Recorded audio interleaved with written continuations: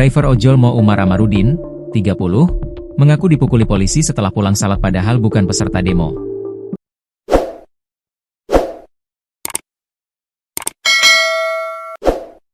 Ia mengungkapkan kejadian itu terjadi pada Kamis, 28 Agustus 2025, malam.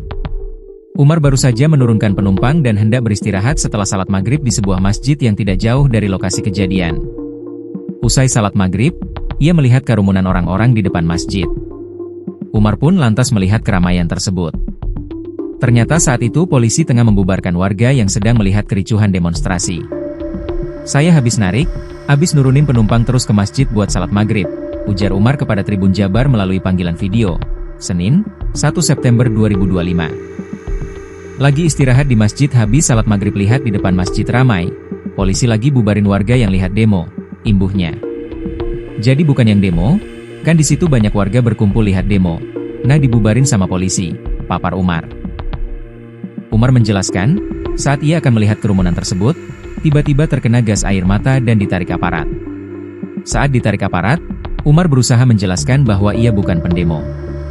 "Saya lihat ke depan kena gas air mata perih," ucap Umar.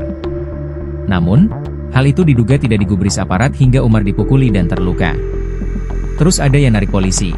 Kata saya bukan pendemo, saya ojol, saya lihatin identitas, saya juga pakai jaket ojolnya, saya ditarik dipukulin, di situ nggak sadar," tutur dia. Dari kejadian ini, Umar kehilangan handphone yang ia pakai untuk bekerja sebagai driver ojol. Beruntung, sepeda motornya terparkir aman di halaman masjid. Motor aman soalnya diparkirin di masjid, HP hilang nggak tahu kemana. "Saya ke rumah sakit dibawa sama ambulans, dari situ nggak sadar apa-apa," kata Umar. Umar menyebutkan, berdasarkan keterangan dokter, ia mengalami patah tulang iga. Kata dokter tulang iga patah 1, jelasnya. Diketahui, Umar dirawat di RS Pelni Jakarta, kondisinya saat ini berangsur membaik. Umar mengatakan, hari ini dokter telah membolehkan pulang ke rumah. "Alhamdulillah hari ini," kata dokter, "diperbolehkan pulang.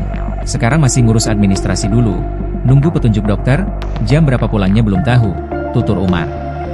Umar berasal dari Kampung Sukamukti RT Januari 01, Desa Kecamatan Cikidang, Kabupaten Sukabumi, Jawa Barat. Ia merantau ke Jakarta untuk bekerja sebagai driver ojol. Saat mendapat kabar Umar menjadi korban kekerasan aparat, ibu dan keluarganya di Sukabumi sempat kaget.